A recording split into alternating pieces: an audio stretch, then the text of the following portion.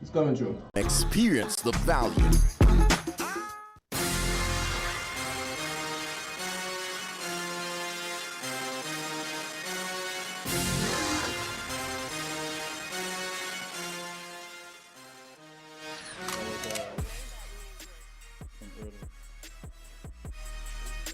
Okay, we're back.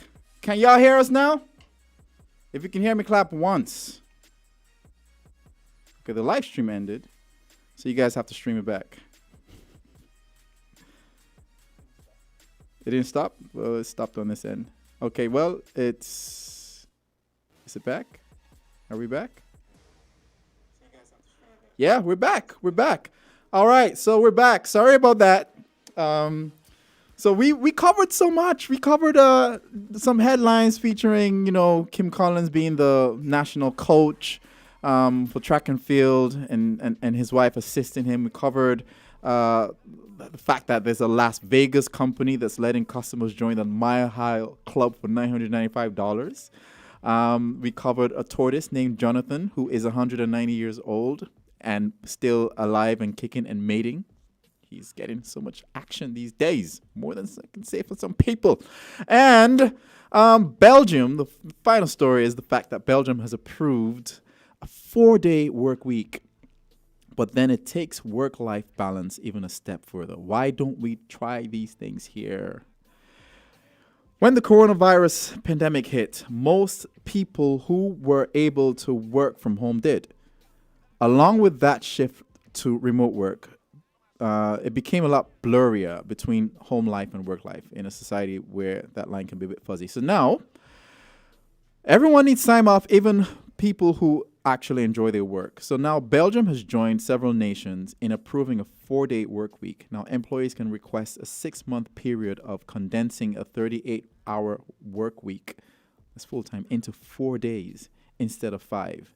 Same pay, same number of hours, just shifted into 4 days so that every weekend is a 3-day weekend. And after 6 months are up, they can continue with the 4-day week or return to 5. The period of 6 months was chosen so that an employee would not be stuck too long in case of a wrong choice. So I like to see these kinds of reforms, man.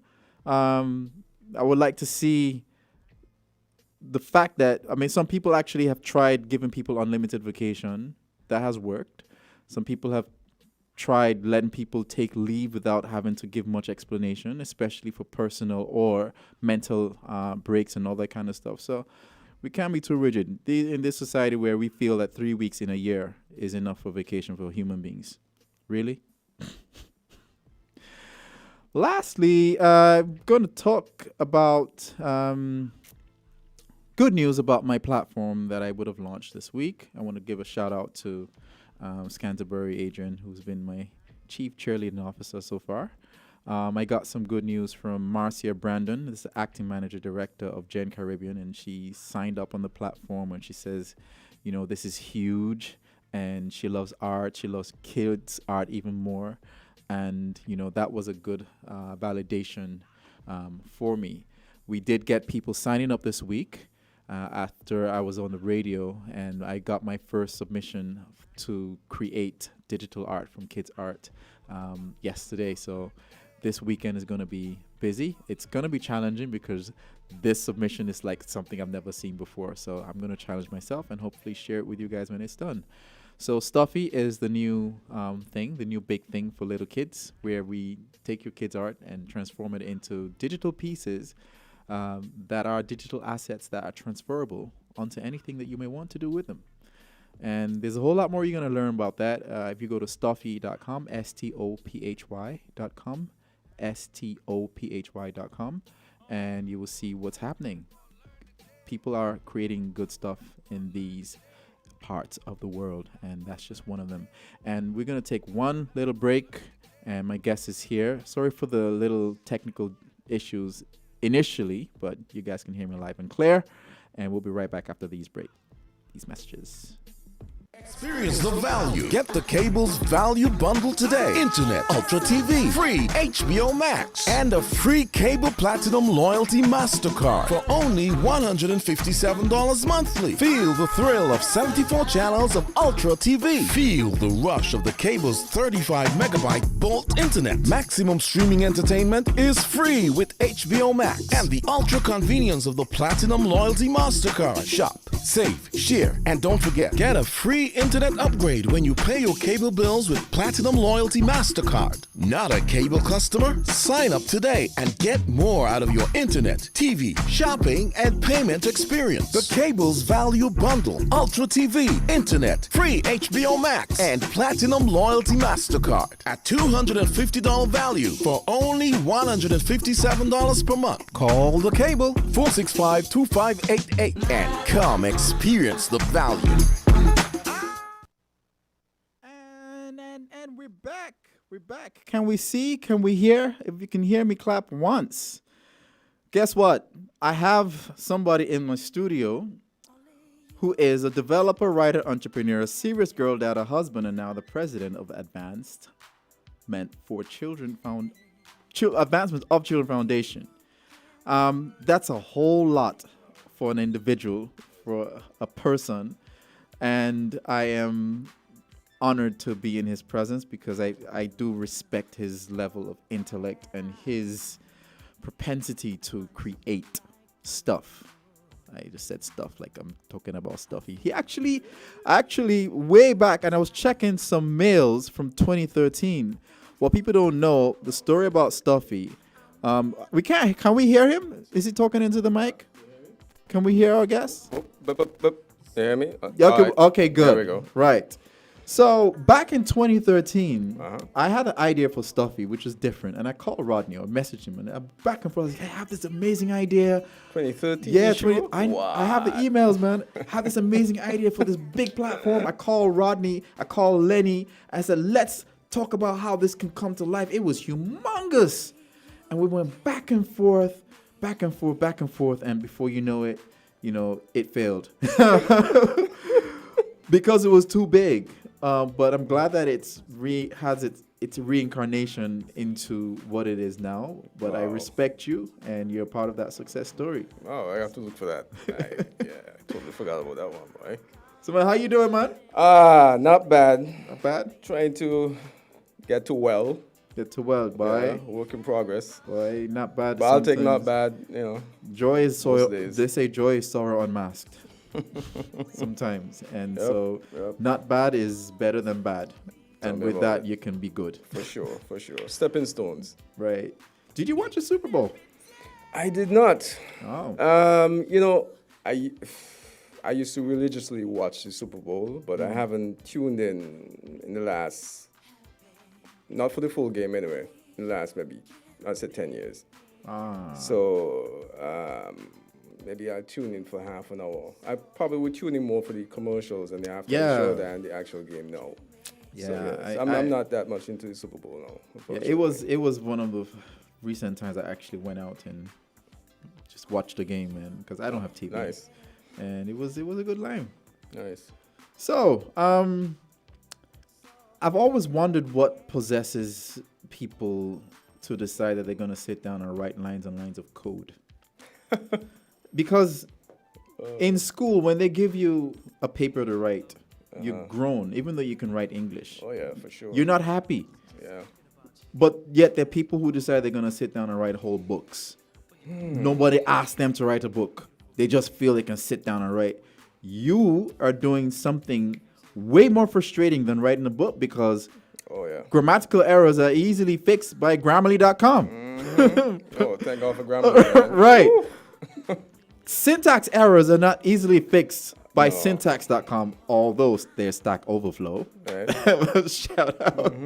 But you know what possessed you to decide you're going to sit down and write lines and lines of code? One of the most frustrating things you can ever do in life. Well, thankfully, I don't do that too often, no. But it was just a matter of necessity, really, that got me into the coding part of it. Because I started, and it's only when you start thinking back, so you said 2013, and when I started thinking back about asking a question about coding. I got my first exposure to programming back in 1997. But I not as a coder, but being around programmers essentially.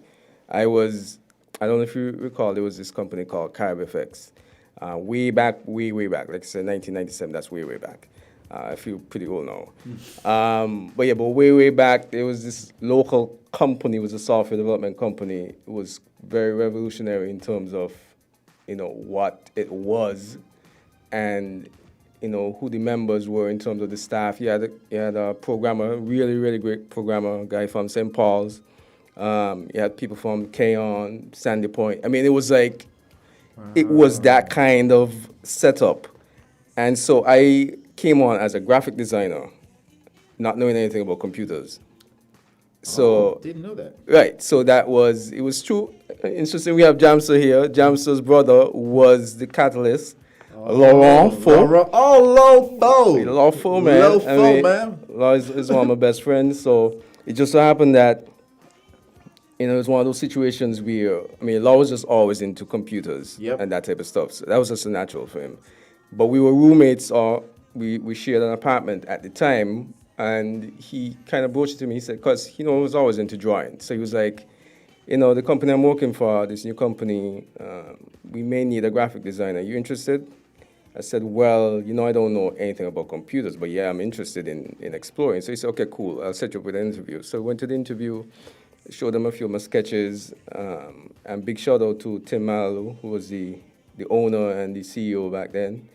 Tim, understanding I had potential, but not experience, was willing to take a major chance with me and say, okay, well, we try out for, part-time, a few months, see if you're really picking up the stuff. So I would leave my full-time job, go there, put in a couple hours in the evenings, learn the stuff. So I learned all sort of programs, like, that was my first exposure to, like, Photoshop coming along. Corel Draw.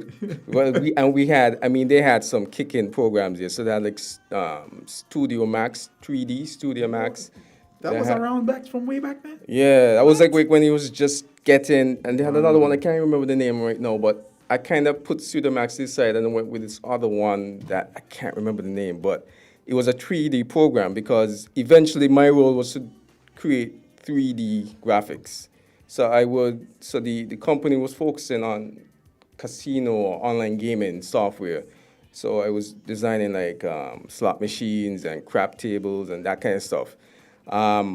Eventually getting to the point where I was like designing the whole room, the whole casino room, and placing the different stuff in it. And and when I thought about it, I didn't go to school to learn the stuff. It was all on the job. It was like Bible-sized big books of programming, how to put it in long hours. So all that time I had nothing to do with coding. It was just pure graphics. And I remember my first exposure in terms of being intrigued with coding was speaking with, and shout out to Junior Jules from St. Paul's. He was one of the key programmers at the time.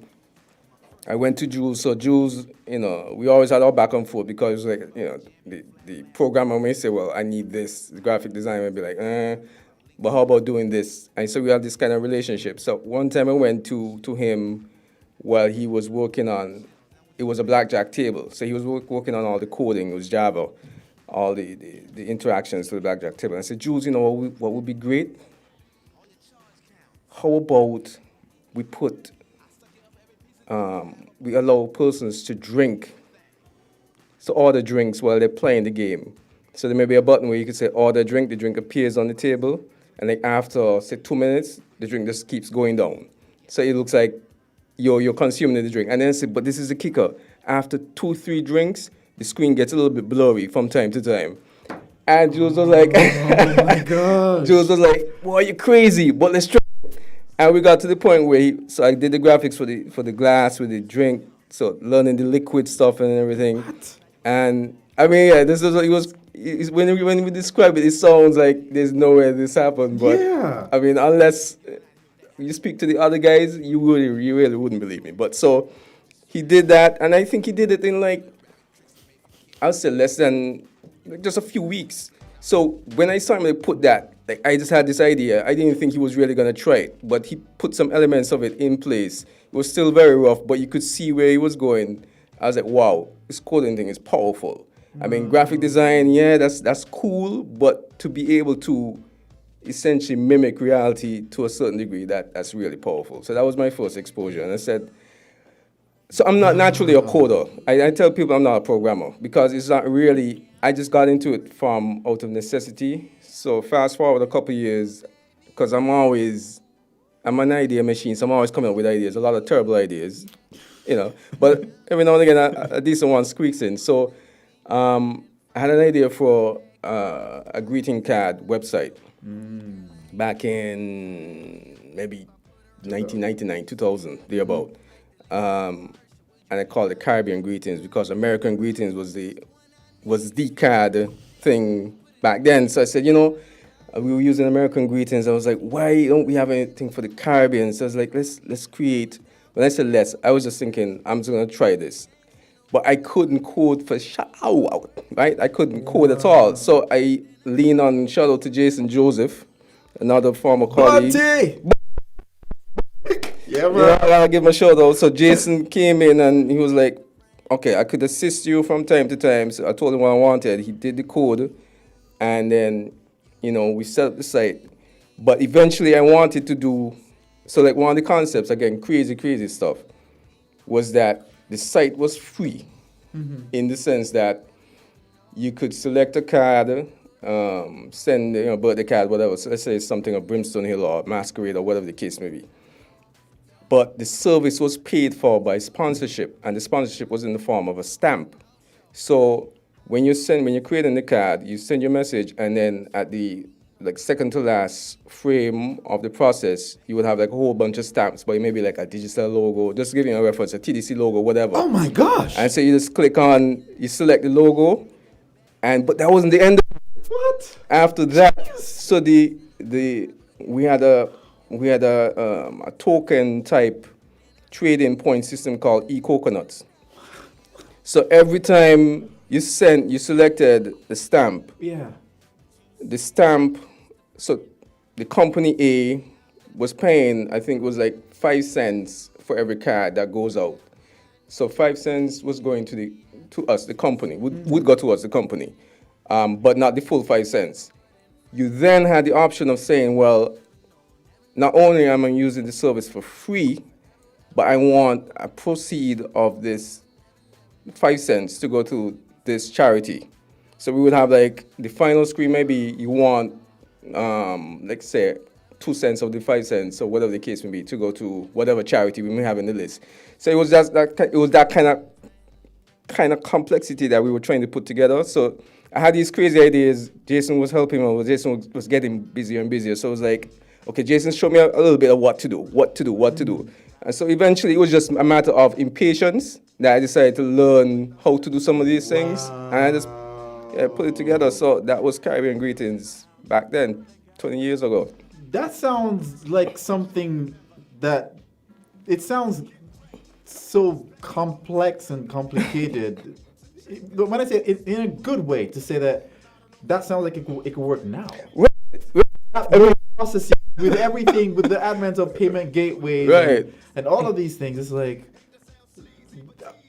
And I can't even get into eCoconuts because, and it's funny Jam says here, because the other four, Brian yeah, he helped me out with eCoconuts, but I won't get into too much with that. But eCoconuts was, I'm now revisiting eCoconuts because I think it's what we had in mind for it was pretty sick.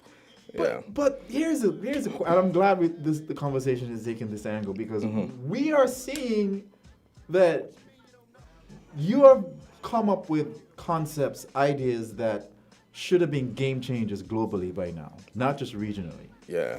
And probably. I'm going through that process. I see an analogy between that and our musical stars here, right? Who don't sound any different from their regional people who sing. The counterparts, right? The counterparts, right? They're just as good. The mixing is good. The performances are comparable, but we're not getting that proliferation of people saying, "Boy, yeah, competition music is the in thing." What's going on with us here who seem to be in this think tank or fishbowl or whatever you want to call it, where we're just like continuing to just churn out, and not get that level of validation. Like, what's going on? Let's change the narrative, but I don't know what to do. I'm going through that now, by the way. So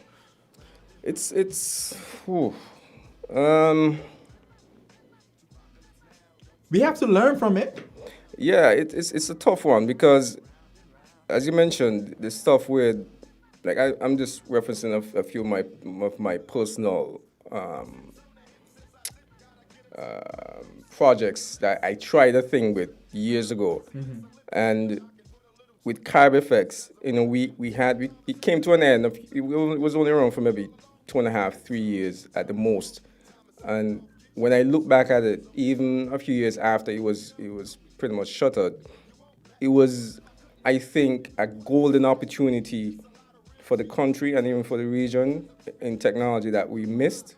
And I can't blame, because it's always easy to look back and say, boy, they should have seen this and that, you know. So I can't blame the then administration too much, although I still give them some blame, because it may just be a matter of maybe what we had was not properly presented or explained to them in terms of the scope and what could happen, and just because that was the early days in the web and that kind of thing. It's hard in 1999. It's hard to tell someone that this could be big in whatever sense coming from a small island. But this is a cycle, though. Where what you're talking about is where we are now. Yeah. Where we're saying this is big. Yeah. But who is going to see and validate that this has that potential for that to say, let's throw our support behind it? Well, you see, when people talk about Silicon Valley, success of Silicon Valley, etc., one of the big factors that they miss sometimes is the fact that there's no Silicon Valley, or not the way that we've seen it emerge and evolve over time, without, unfortunately, fortunately, I guess depending on how you see it, a lot of government funding. Because the discretionary funding that governments had in the early days of tech. So you had the guys for Hewlett-Packard, what they were before. I forget, it was Fairchild or something like that. They were working on things. The government needed some assistance, and because the government had the discretionary spending, they could say, okay, we will take a chance with you guys and spend whatever and make it work. And then you make it work, and then you spend again. You need an input of someone who has the capacity to take the risk, to push something forward, understanding that there's a high potential that it may fail, but there's a bigger mission to what you're trying to accomplish. So it's not about immediate returns. It's about building out something. So without the discretionary spending component, it could be done through policy. And I've mentioned it before, in terms of having some elements of, whether it is through the CBI or some other policy initiative, having an element designated for direct funding and building out the ecosystem, whether it is for the entertainment, technology, whatever the case may be. But you can't do it with the expectation, like doing things on like, oh, you're going to get a loan and it's a 2-3%, 4%. No. It's not even about the percentage. It's the fact that you have pressure to pay back.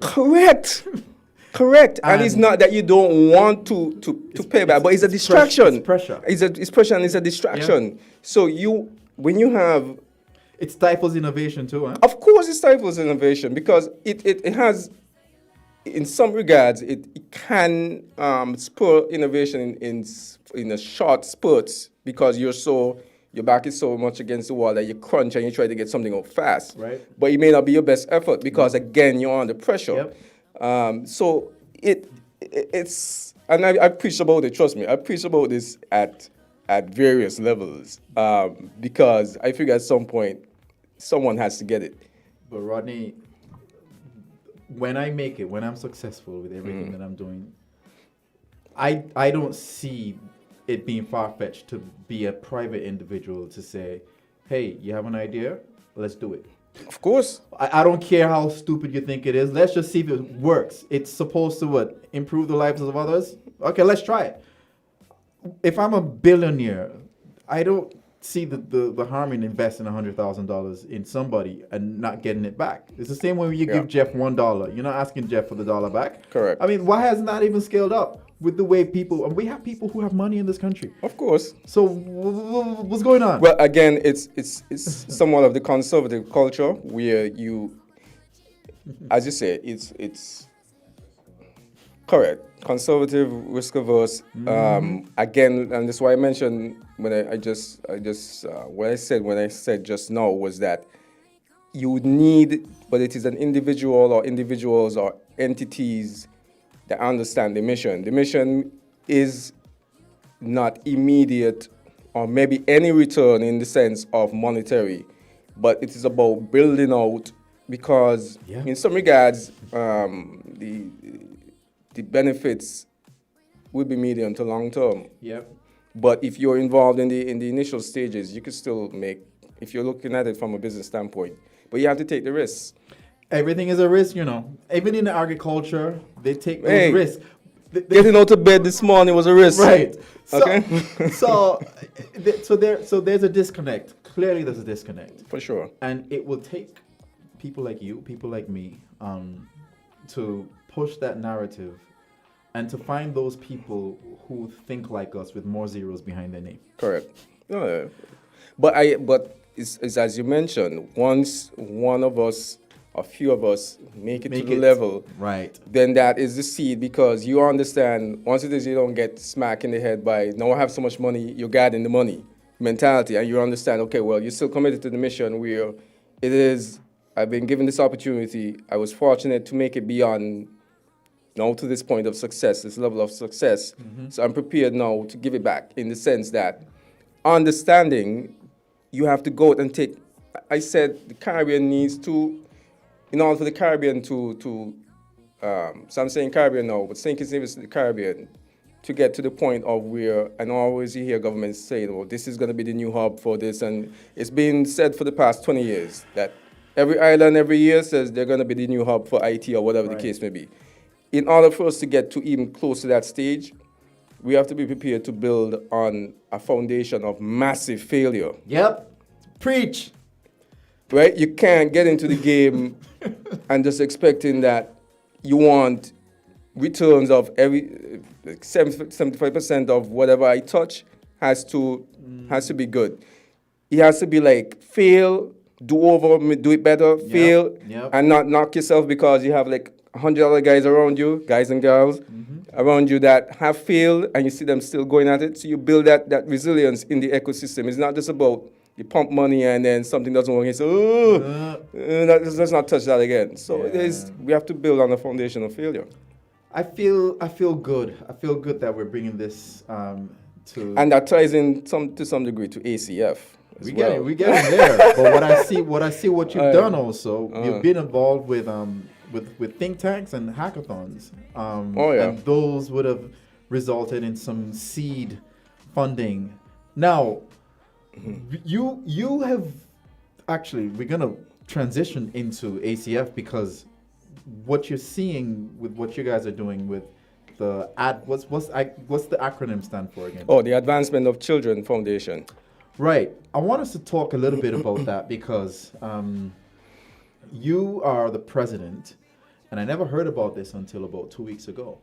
Right. And there's this whole thing about grants, and that seems to be solving some of the problems that we're speaking about. So what is ACF about? And, Well, so ACF, as I mentioned, the Advancement of Children Foundation, it's been around for over 10 years. It was formed by both Rotary clubs, Rotary Club St. Kitts, Rotary Club La Amiga, way back when. I'm just now just in the last couple of months elected the chairman of ACF, or the president. Previous was Naima Hazel, who did a remarkable job holding it down, building it out. Over the years, she's now the vice chair, So I told her straight up, I'm not taking chair unless you're vice chair, because I can't do this without her direct assistance. I mean, she knows it like the back of her hand, and she eats this type of stuff. So it's really helpful having her still being a part of the team, a critical part of the team. But ACF, so I don't know if you must have heard of Girls Illuminated. Yeah, I see Right. lots of pictures of that Right, on the website. Right, so Girls Illuminated, Winnie L, that was one of our marquee, I guess you could say, investments, in the sense of, not investment for monetary return, but just for having it produce something of value based on our mission, which is advancing children through positive programs.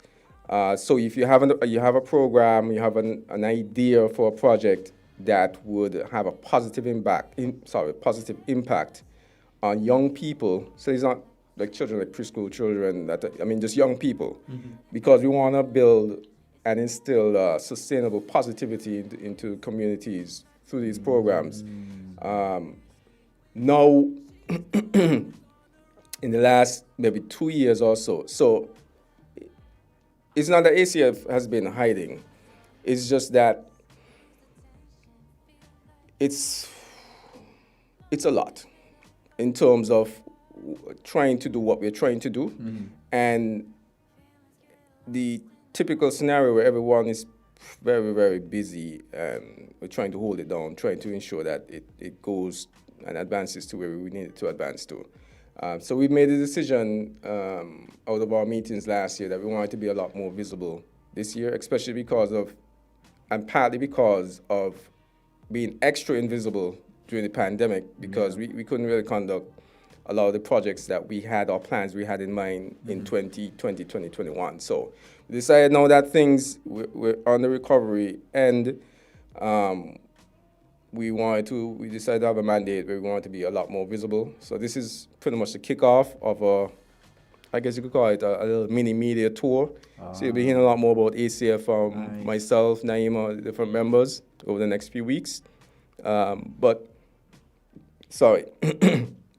One of the adjustments we've made recently, though, is that we don't want to be just about funding and financing for projects, because what we've realized is that a lot of the projects are not necessarily the projects, but the managers, the owners of the projects are not effectively equipped to maximize the projects. That is, understanding what needs to, even from the application stage to the monitoring and evaluation of the project stage, which we're now trying to incorporate more monitoring and evaluation to assist project owners, because everyone you'll have an idea, but you then have to formulate the idea into a plan that is realistic.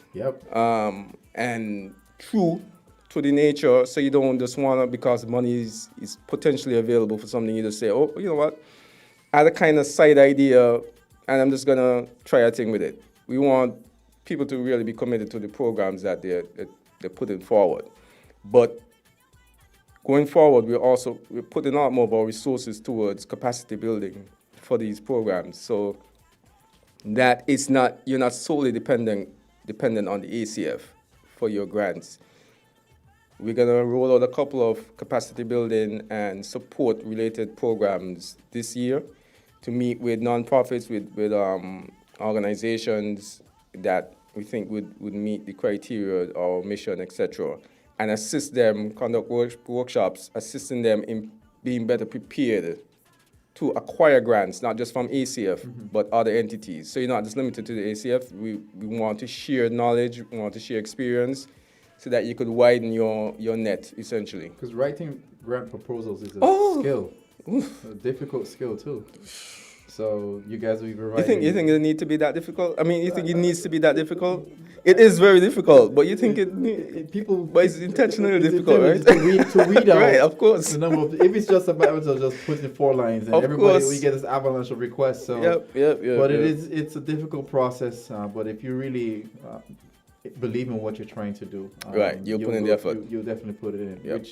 Which is where I'm at now. You know, I'm in that phase where I'm like, okay, I believe in what I'm doing, and if I need to sit down and learn how Man, to, you're onto something for sure. So you gotta stick with that. You gotta stick with that. I'm not gonna give up. Yeah, so that's a great one for sure. So, I want you to talk about any success stories beyond Girls Illuminated that you might have had. We had the St. Kitts Yacht Club. Saw pictures of that the too. youth and the Nevis one as well. And there are a few other projects. There was I think it was Taekwondo in Newtown. So we've supported not major programs. Is generally small projects, but again, they would have a community focus, youth focus, positivity in terms of development and empowerment, that aspect of it. So if that is the type of idea, project, what have you, that you would want to put forward and seeking assistance, then there's a projects committee that reviews the applications. You can apply on the website. Is there a limit to how much you can get? Yeah, between we're reviewing upper limit is between 30 and 40,000 EC. You hear that? Between 30 and 40,000 EC. Right. So it means that if you don't apply for this grant, you could get rat up. Oh my gosh. Bush. But apply. But the other angle, the other side of it is that we need partners. That is, so shout out to the funding partners, because the ACF, how the ACF is able to fund these grants, etc., is through a lot of corporate partnerships. So in the past we've had like Flow, the Marriott, the cable, etc., being partners with the ACF. So we're looking to build on those partnerships. And so I'm sending out a call as well to not just corporate America. We mentioned that, there are a few folks in St. Kitts Nevis that may have some disposable income that they could route to worthwhile organizations. Caribbean greeting cards again. This is coming. This is what's happening. You just literally said it. This is exactly what's happening. Yeah, so, Put the stamp on we're it. open to, we really need the more funding we can get from donors, from partners, then the more projects we can fund. Because we have, from speaking on sustainability, we can't just go and fund, if we get 20 applications and they're all great, we don't have the capacity to fund all of them in 1 year, because we have to manage our economics, essentially, our financial situation. So it's first come, first approved, once you meet the criteria, etc. And don't fall into the trap that a lot of us tend to fall into, where you hear the upper limit and immediately you try to fit it in. You try to fit it in, right. So if you know your project originally was like a $10,000 or even a $5,000 project, something small, whatever, don't start thinking you're seeing dollar sign and you're saying, oh wow, so let me just multiply that by 5 and really max it out. Because you can apply again.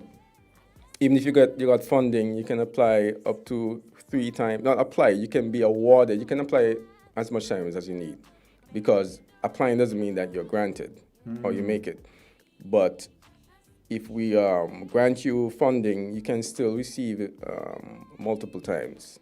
So if you get to a stage B where you think you need more funding to take it to another level or to do another rotation of what you planned, you can make an application again. I want to ask a question pertaining to what types of projects or what types of applications have typically been successful? Or have you seen?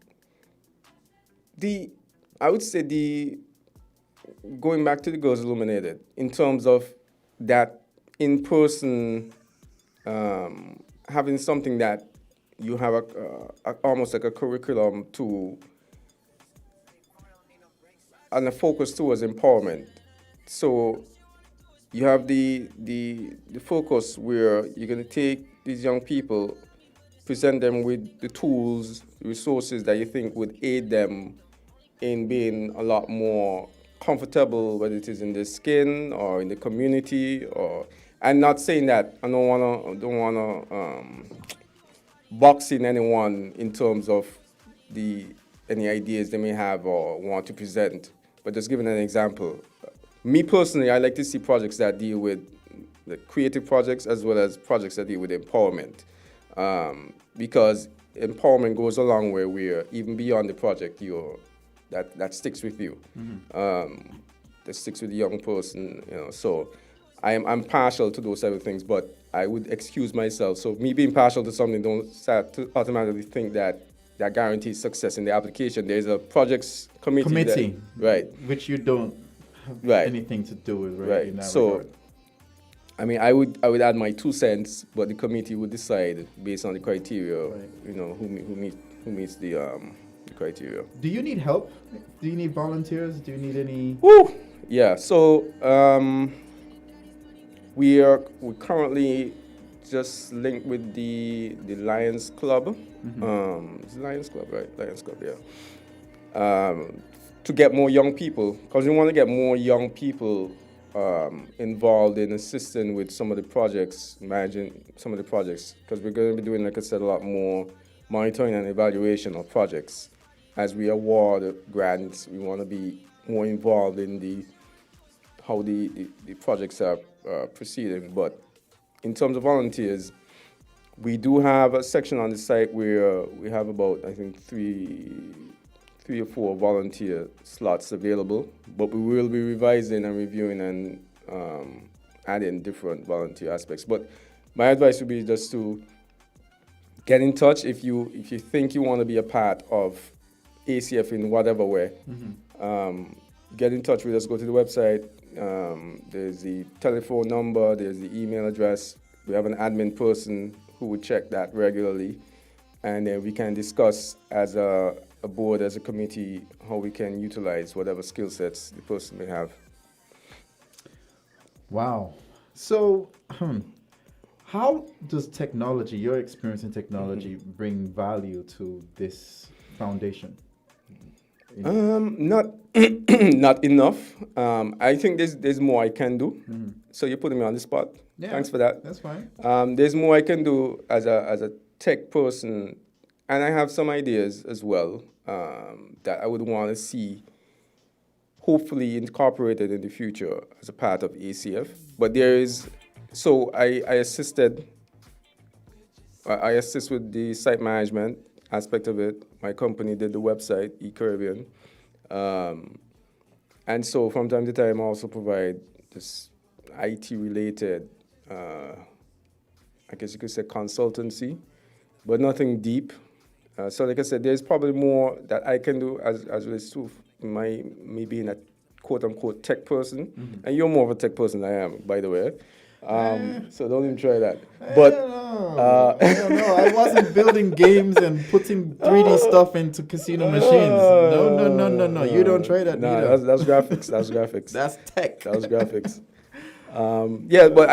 So there's, for instance, if young people they're into apps, young people are into, Sophie again is hitting it on all cylinders in terms of the reach and the focus, that type of stuff. But there are different elements in terms of like, I don't know if you recall way back when there was you spoke about me being a part of some of these app competitions, etc., judging and that kind of thing. There was a project way back when, maybe 12, 15 years ago, maybe 12 years ago, called Bright Path. This guy, Bevan Wooding. Oh, brilliant. Yes. So he came through the Caribbean on a tour, and he was introducing communities to mobile app development. I remember attending, so he linked with the IT departments in the different countries. So it was between his nonprofit, Bright Path, that focused on empowering young people in understanding how to develop apps. And out of that, when I say we, St. Kitts Nevis, we had about three to four really decent apps, like over the course of, I think it was like a week. One was Time to Plant. I always remember Time to Plant. This guy, I think it was a young Rasta guy, he came up with this app idea about just a simple app, when is the best time to plant, whatever it is. So you say, carrots, St. Kitts, when is the best time to plant? You know, so you could maximize your yield and right. And then there was a crime reporting app where you just press a button and it's alerts, and they had some other features. But all those was like a hackathon type environment.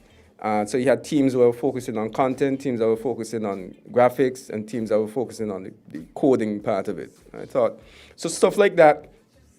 I would like to see. So speaking beyond ACF. Like ACF would be open to partnering with different organizations that, other nonprofits essentially, that may have a focus that marries well with what we want to achieve. And so we're totally open to that. You're giving me ideas now. You're seriously giving me ideas. Yeah, man. Because I want to see this generation understand the value of content creation. Oh yeah. Because they're they're consuming so much, and it's an imbalance at the moment. Correct. And we are more learning from our mistakes with not taking advantage of creating content from way back then, and we're doing it now. Yep. But these younger ones are consuming so much. Yeah, right? They're at a critical point where there's so much to consume and it's so easy to access. That it's very, very hard to step away from it. Right, and it's stifling. Believe it or not, that stifles their creativity. Of course. Right? Of course. So that's why I'm intentional with my daughter. You got to draw. You're drawing every day. And then you're giving me she's my boss now. She's like, Daddy, have you transformed this one? I want this in a shirt. I want this on a bottle. Hey, here, Daddy, I have work for you to do. Yep. So she's seen the results, she's right? She's seen the results. Yep. She's seen the results. And so I'm very intentional. But I really, my platform is literally to give them more reasons to unleash a next dimension of their creativity. Yeah, man. Globally, and I can't stress that enough. Everything that I do is to add value to the lives of others, not necessarily for me. It's like all about everybody else. So if we can partner, and there's more. I want more. I want more children to think about what we're talking about from an early age, so that our futures, when they're taking care of us, it's a little bit that much more better. There's so much we didn't cover. I was going to talk about artificial intelligence, the metaverse. There's so much different things, man. Like time flies. Time flies. But we have 5 more minutes because we had some issues technically. Okay. So I wanted to know. I'm going to give you the platform to talk about easy rates. Oh wow! Well, you did your research, Of course I did my research, man. This is only good news, man. This man has co-founded like a lending tree for the Caribbean. You get a loan, and you get other people, if I understand correctly, competing for your money, for your loan, for whatever. You have other. It's like a one-stop. You describe it. It's like a lending tree concept for the Caribbean. One-stop shop to get loans, and it's not local just to St. Kitts. Correct. Take the floor, man. Talk about it. All right. So easy rates, really quickly, and I'm crazy like that in the sense that it wasn't my idea, but I didn't think twice about jumping in and co-founding the effort. So I was contacted by Fletcher St. Jean out of Nevis. He's from Nevis. He's in Division, yeah. Oh. So, and I didn't know Fletcher before then. So it was a mutual, hey, you know what? What, the Fletch? No, what the Fletch? It was another foe. I mean, these foes are haunting me. Friends and foes. The youngest foe, Kurt. So it was Kurt's foe who essentially said, hey, why don't you check Rod? Because they were checking Kurt to assist with the app, because Kurt, again, has been in tech. Kurt said, man, I'm too busy. Y'all check Rodney, see if Rodney may be interested. He's cool like that in terms of willing to partner. So they contacted me. It was Fletcher and another person. He contacted me and asked me, send me an email and say, hey, are you interested in doing this? I said, okay, let's make sure I understand. Essentially talking about like a lending tree. I said, man, yeah, that's great. So I said, say no more, I'm on board. We'll sort out the details. And that's pretty much how I work. That's how it's supposed to be. Yeah, that's how I work. So we need more like that. It's not always about money up front. It's more about the value you can create. And trust me, it was a lot of, we're still developing some added features to it. I'm really excited about us hopefully activating this year. But we're still building it out. Please tell me you're going to be incorporating stuff like AI and data science and all the For sure, things to data make science. decisions. Right. Yeah. Nice. For sure, See, data science. And I'm getting a lot more into data science right now, taking a few courses. I know. That's why I brought it up. I said, there's no way you can have something like this and not have data science to make your decision process that much easier. Yep. And I want people to know that there's so much more to saying that you can have a website or you can have a platform. Correct. Big difference. Correct. The platforms make money. And the platform speaks, I mean, the website speaks to ownership as well, but the platform speaks to, like, really, it speaks to marketplace type ownership. Website says, what do you do, but platforms do stuff for you. Right. And that's where we're heading in, and I want more people to, think that way. Yeah, My gosh. So, let's just dive one more thing. Like, what you think about the metaverse? I'm scared of it. To an extent, I'm scared.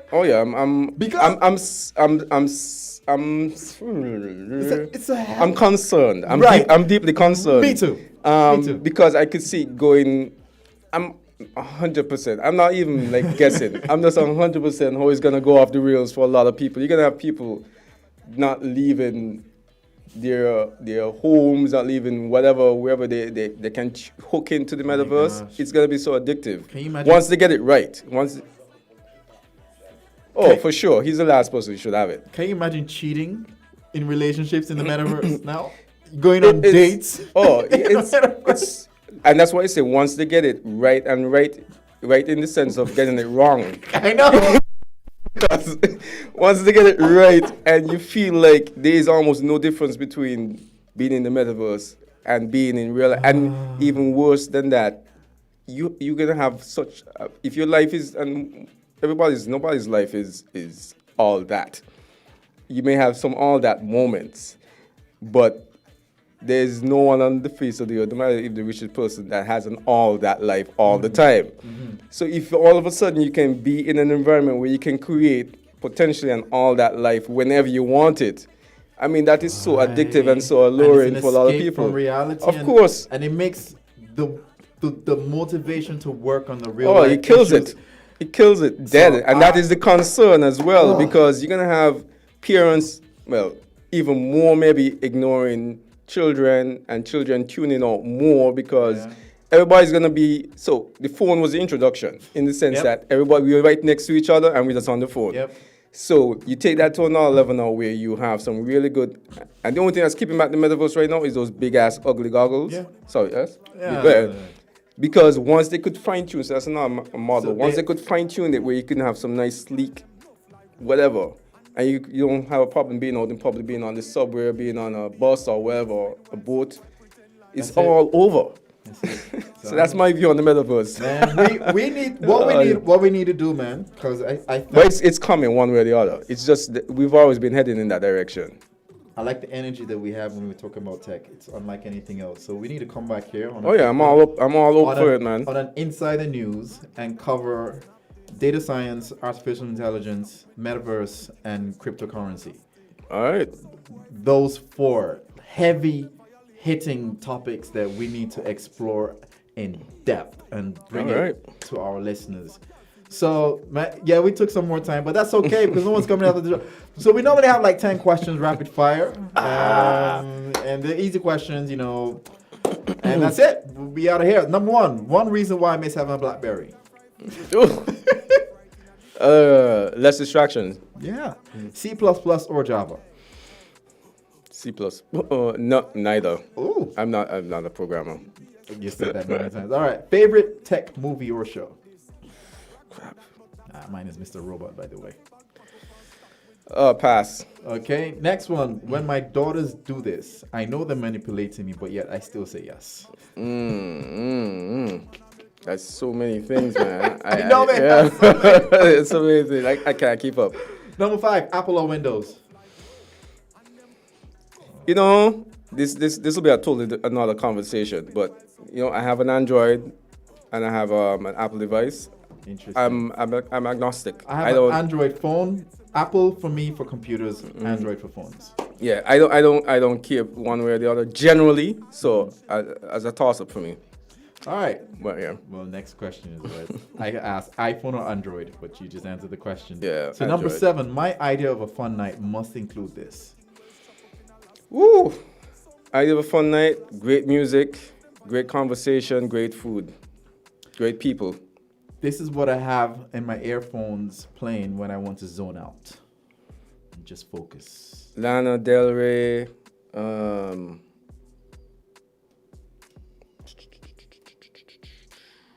All right. Yeah, and some rappers. Number 9, if money was not an issue, I honestly would be doing this with my life right now. If money wasn't an issue. On the business end, like you said, just when I say money was an issue, if I had all the money to do whatever, Yeah. right? So then, yeah, I'd be doing like massive, crazy, ridiculous investments in terms of when I say investments. Angel. Yeah. You just come to me and it's like, yeah, let's do it. Let's Bam, do bam, it. bam, bam, bam, bam, bam. It doesn't work, let's do it again. Bam, bam, Thank you. bam, bam, bam. Thank you. Oh yeah. my gosh, I love So this. let's hope I win the lotto soon. Yeah, no, the lotto is going to be won because you're on the ATF. All right. That's it. And number 10, best All right. part about being on the show is Oh, the great company. I said company. You can't pay for this, man. No man, Whoa. this is good energy. We yeah. brought again so much more we could have talked about, but that's fine. Thank Yeah. you, the listeners, for chiming in. Sulika was great. She says she was letting us know about the audio issues. Your wife do. Oh, okay. She's on point. She was like, I can't hear anything. Going Freight, she says, has listened to this and having so many memories. Curb FX and the Horsewood Complex. Adrian was a Yeah, bro. Got it. Boop, boop. And then he says, fail big and fail often, Bob Proctor. So yeah, we had our listeners on board. It was a wonderful show. I didn't want it to end because you can tell Yeah. Rodney is a genius. Nah. He's a genius. Like, man, Nah. So that's it. Next week I have a little treat. I hope it works. I hope it works. I hope it goes through. I hope this guest comes through. And I can tell you how I got her on the show. I just hope. But I'm not gonna tell you who's gonna be on the show next week. But I teaser, hope teaser. she comes on board because Teaser. yeah, she's amazing. But anyway, with that said, you know, be kind to each other and remember to spread love, like I always say. Take care. All right. Thanks for having me. Yeah, that was great.